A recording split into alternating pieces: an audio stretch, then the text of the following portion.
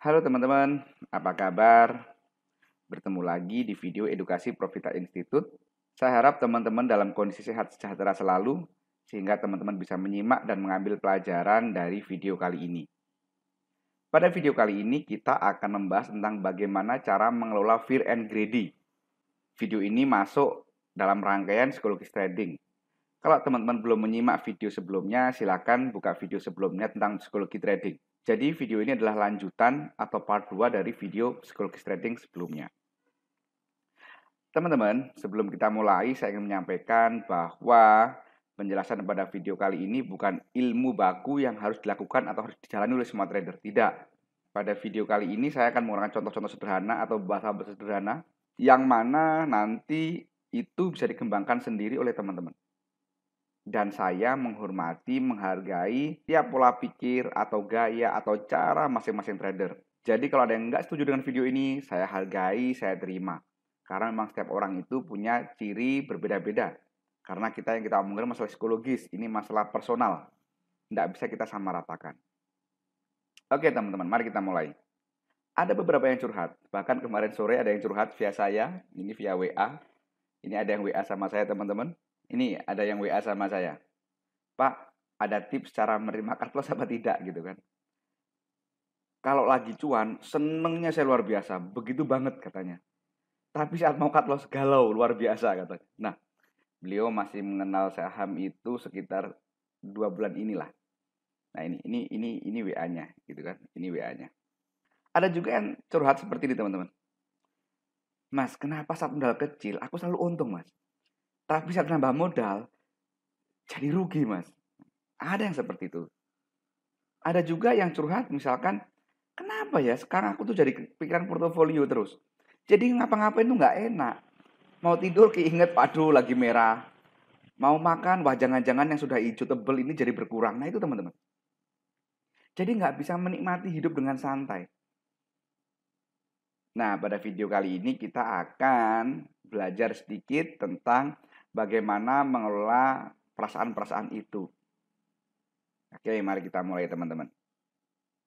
Psikologis trading, ini kalau saya boleh bagi menjadi 3 titik utama, maka yang pertama adalah greedy, tamak, rakus. Nah, kalau lagi naik gitu, wah greedy tamak gitu kan. Sisi kedua adalah fear atau takut. Sementara di antaranya itu tengah-tengahnya itu keseimbangan. Saya menyebut seperti itu, teman-teman. Keseimbangan. Kenapa? Nanti akan saya jelaskan.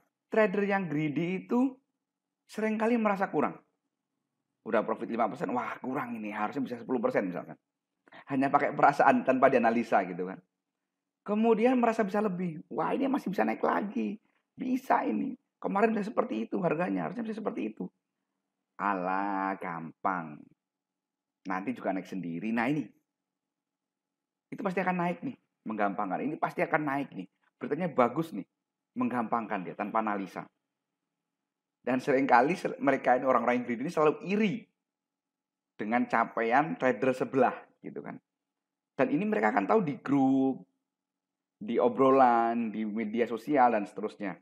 Karena banyak trader itu kalau hijau itu mereka aktif menampilkan portofolionya di medsos, di IG, di Facebook dan seterusnya. Sehingga panas dia. Wah, ini harus bisa saya gitu kan. Nah, dan rasa kemerungsung. Nah, perasaan-perasaan inilah yang membuat analisa mereka nggak objektif. Mereka menjadi tidak teliti. Kenapa? Karena dikuasai rasa greedy tadi. Harus bisa lebih. Ini kurang dan seterusnya. Nah, itu yang pertama. Yang kedua sebaliknya, kalau seseorang itu didominasi oleh fear atau takut, maka mereka itu nggak percaya diri, teman-teman. Dan trading jadi kelihatan menyeramkan. Wah, ini takut dan seterusnya. Khawatir berlebihan. Wah, nanti kalau habis gimana dan seterusnya. Dan mereka nggak berani ambil risiko.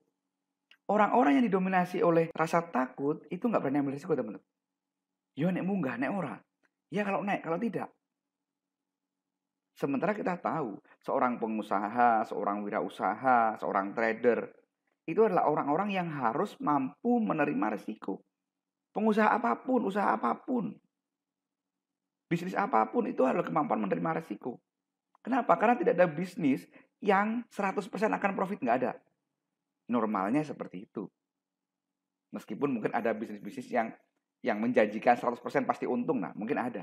Tapi saya belum pernah menjumpai, teman-teman. Contoh bisnis narkoba katanya pasti untung.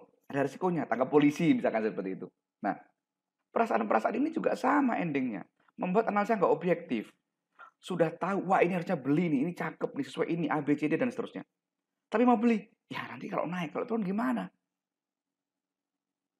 Nah, itulah diiringi oleh ketakutan yang lebih dominan. Nah, teman-teman, ciri-ciri fear and greedy masih dominan itu kalau orang yang tamak atau yang greedy, itu ciri-cirinya adalah orang bersyukur. Dapat 5%, wah tahu gitu kan jual besok deh, akan naik nih. Nah, kurang bersyukur. Yang kedua, nggak disiplin dengan di sinyal jual. Sudah tahu nih sinyal jual udah masuk di sinyal jual nih. Wah, harusnya tak jual nih. Kalau dia objektif, tahu ini harusnya dijual. Tapi karena masih greedy tamak gitu kan. Wah, ini pasti akan naik lagi nih, besok mantul nih, dan seterusnya. Sehingga nggak disiplin dengan sinyal jual, itu greedy. Dan orang-orang yang greedy selalu belajar kunci baru. Makanya saya bilang, kalau ada orang ngomong, wah pakai teknikal ABCD menarik, dia akan ke sana belajar teknikal ABCD. Belajar belum rampung, belum dipraktekkan dengan lengkap, dengan baik, ada yang bilang lagi, wah kalau trading pakai DEF itu menarik loh. Dia akan belajar lagi DEF. Begitu seterusnya. Kenapa? Karena dikuasai rasa tamak, ingin lebih tadi teman-teman. Dan orang-orang ini akan banyak euforia. Kalau sudah memenuhi targetnya. Wah, euforia gitu kan. Sebaliknya, di sisi lain, kalau seseorang itu didominasi oleh rasa takut, fear, maka selalu kepikiran. Mau makan kepikiran portofolio gimana ya? Lagi berdua sama istri, pacaran, lagi berdua sama suami.